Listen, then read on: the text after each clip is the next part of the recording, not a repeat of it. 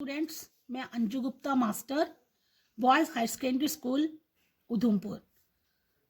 मेरा आज का टॉपिक है decentralisation in Jammu and Kashmir and functions of local bodies in Jammu and Kashmir.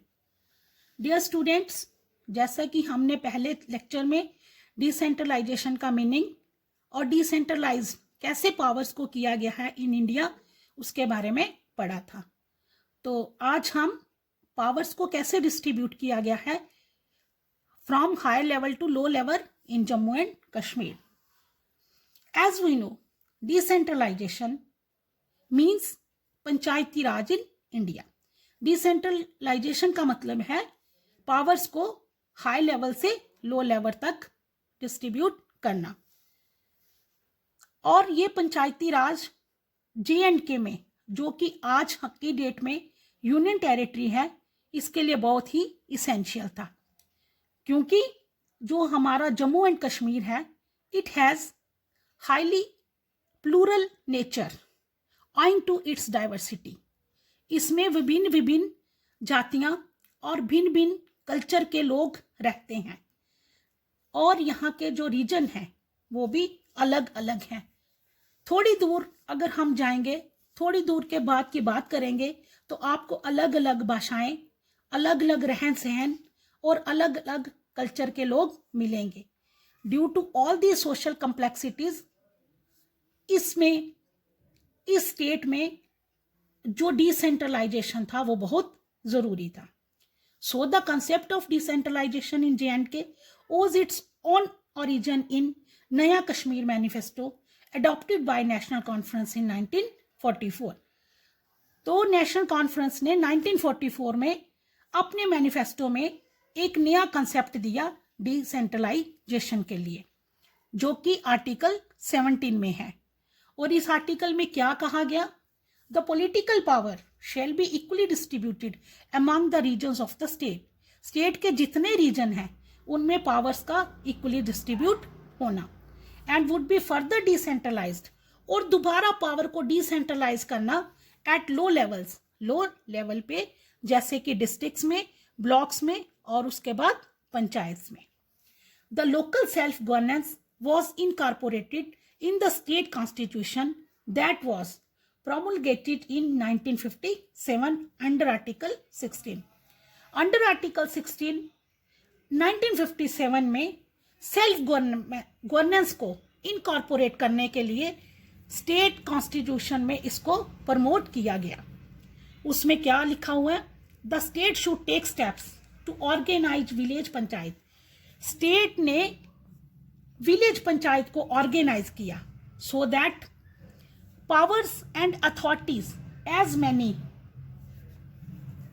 as may be necessary to enable them to function as unit of self government, ताकि powers और authorities को वो अपनी सेल्फ गवर्नमेंट के लिए यूज कर सकें, और ऐसा करना उनके लिए नेसेसरी था। But due to some disturbance in 1950s, जो पंचायत राज इंस्टीट्यूशंस थे वो ऑपरेटिव नहीं हुए। तब गवर्नमेंट ने एक स्टेप लिया। कब? ड्यूरिंग 1980s में। गवर्नमेंट टू के leave forward and pass the most progressive act. उन्होंने एक एक्ट पास किया जिसको हम बोलते हैं Jammu and Kashmir Panchayati Raj act 1989। इस एक्ट में क्या था? The act provided for a 3-tier Panchayati Raj system in the state. तब स्टेट में 3 लेवल की पंचायती राज सिस्टम बनाई गई। वो 3 टीयर क्या थे वो हम एक एक करके आपको बताएंगे। पहला था हल्का पंचायत। हल्का पंचायत वो थी जो विलेज लेवल पे थी, एट विलेज लेवल। सेकंड थी block development council. Block development council जो किस लेवल पे थी? ब्लॉक लेवल पे थी। थर्ड थी हमारी district planning and development boards, जो किस लेवल पे काम करते थे? डिस्ट्रिक्ट लेवल पे। बिसाइड से पंचायत अदालत फॉर ईच हल्का पंचायत। इसके अलावा एक पंचायत अदालत भी बनाई गई जो हर हल्का पंचायत के लिए काम करती थी। होवेवर, ऐसा हम कह सकते हैं, for strengthening panchayat Raj institution is the best means. क्यों था पंचायत राज इंस्टीट्यूशन को क्यों बेस्ट कहा गया? इसलिए बेस्ट कहा गया क्योंकि ये एक बेस्ट तरीका था, ये एक अच्छा मीन्स था for providing accessible and participatory governments to the people, ताकि लोगों की ज़्यादा से ज़्यादा पार्टिसिपेशन हो सके। कहाँ पर? In rural and far flung areas, villages में और जो बड़े दूर दूर एरियाज होते हैं। अगर हम दूसरी तरफ बात करें लोकल अर्बन गवर्नेंस की, तो as for the local urban governance is concern, there are 84 urban local bodies in the state. State में 84 अर्बन लोकल बॉडीज, जिसमें 2 म्यूनसिपैलिटी कॉरपोरेशंस थी। कितनी थी? 2 municipal corporations, one for the Srinagar and another for the Jammu.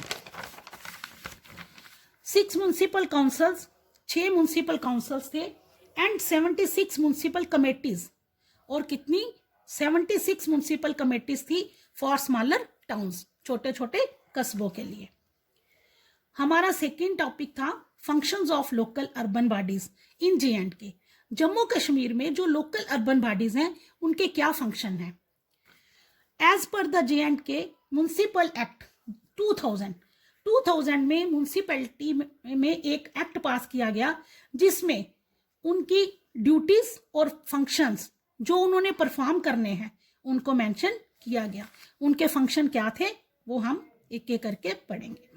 पहला था regulation of land, land की regulation को देखना और उस लैंड को यूज करना किसके लिए? For the construction of buildings, buildings को बनाने के लिए। सेकंड पब्लिक हेल्थ, पब्लिक की हेल्थ के बारे में, सैनिटेशन साफ सफाई के बारे में, conservancy and social waste management, और जो भी कोई waste management, social waste management है उसके देख रेख करना। थर्ड हमारा आता है urban forestry, protection of environment and promotion of ecological aspects.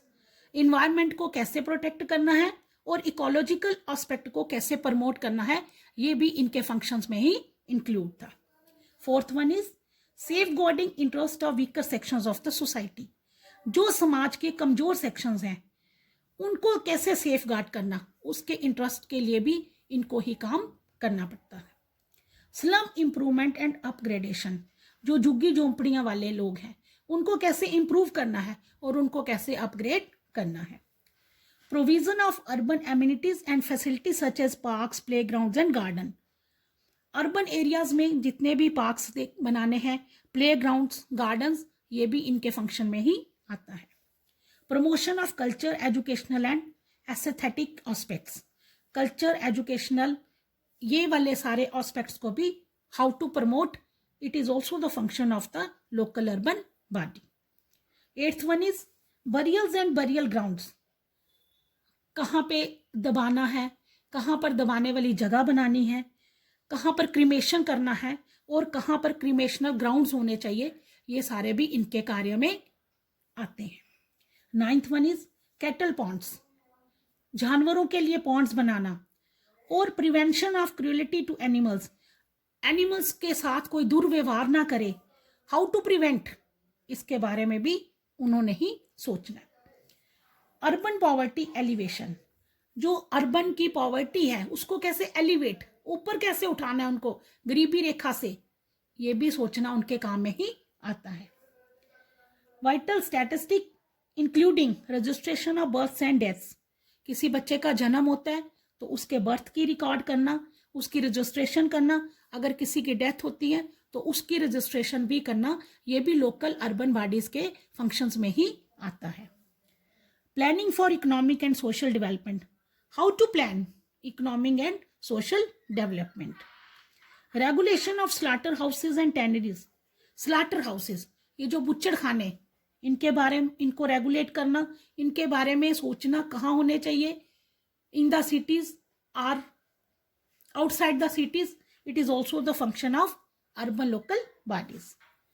Regulation of amenities including street lighting, parking lots, bus stops etcetera.